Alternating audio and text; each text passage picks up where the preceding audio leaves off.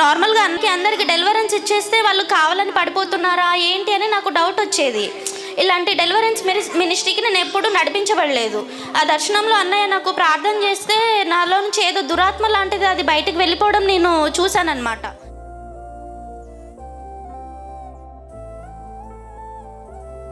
అందరికీ praise the lord. యాక్చువల్గా నేను రక్షించబడి 5-6 ఇయర్స్ అవుతుంది.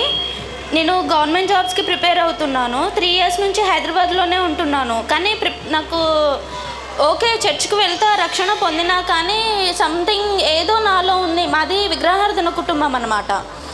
నాకు అన్నయ్య తెలియదు అసలు. నార్మల్గా యూట్యూబ్లో చూస్తుండే అన్నయ్య వేరే వాళ్ళకి ఇలా డెలివరెన్స్ ఇస్తూ ఇలా అని నార్మల్గా యూట్యూబ్లో చూస్తూ ఉండే.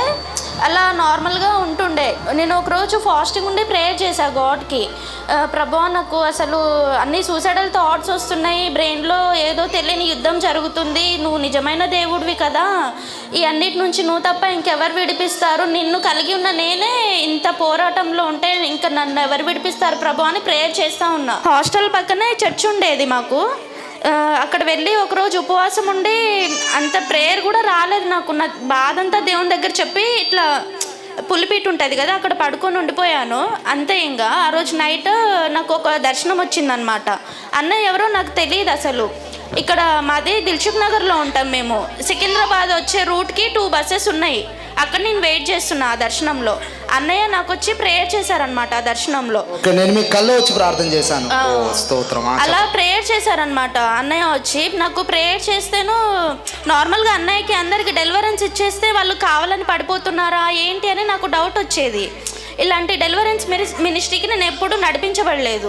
ఆ దర్శనంలో అన్నయ్య నాకు ప్రార్థన చేస్తే నాలో నుంచి ఏదో దురాత్మ లాంటిది అది బయటకు వెళ్ళిపోవడం నేను చూశానన్నమాట ఆ దర్శనంలో. అప్పటి నుంచి చాలా తేలికపాటు అది అనుభవించాను నేను. అయ్యో నేను అన్నయ్యని ఎప్పుడు చూడలేదు కదా, నాకెందుకు ఈ దర్శనం వచ్చింది, అది సాతానుడు ఇచ్చిందా దేవుడు ఇచ్చిందా అని చెప్పి నేను అలా కన్ఫ్యూజన్తో ఉన్నా. నెక్స్ట్ డే నేను అన్నయ్యకి కాల్ చేశాను. అన్నయ్య కాల్ చేసి చెప్పాను నేను, అన్నయ్య నాకు ఇలా దేవుడు దర్శనంలో మీరు వచ్చి నాకు డెలివరెన్స్ ఇవ్వడం చూశానంటే ఇంకా మీరు నా దగ్గరికి రండమ్మా, నేను ఇలా ప్రేయర్ చేసి మీరు ఇంకా పూర్తిగా డెలివరెన్స్ అవుతారు అని చెప్పారు.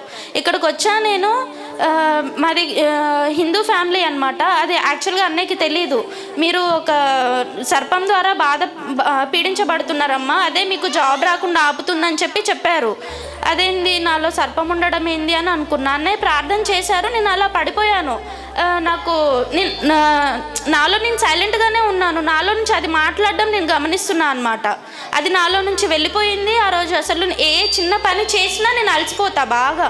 ఆ రోజు ఎంత అంటే అంత యాక్టివ్గా ఉన్న దాని నుంచి నేను డెలివరెన్స్ పొందుకున్న తర్వాత అసలు నేను ఎక్కడ ఏ చర్చికి వెళ్ళినా నాలో అది ఉంది, అదొకటి అడ్డుపడుతుంది నా గోల్కి రీచ్ అవ్వడానికి అన్నట్టు నాకు తెలియదు. దేవుడే నిజమైన దేవుడు ఉన్నాడు కాబట్టి నా బాధను చూసి అన్న దగ్గరికి పంపించి నాకు డెలివరెన్స్ ఇచ్చారు.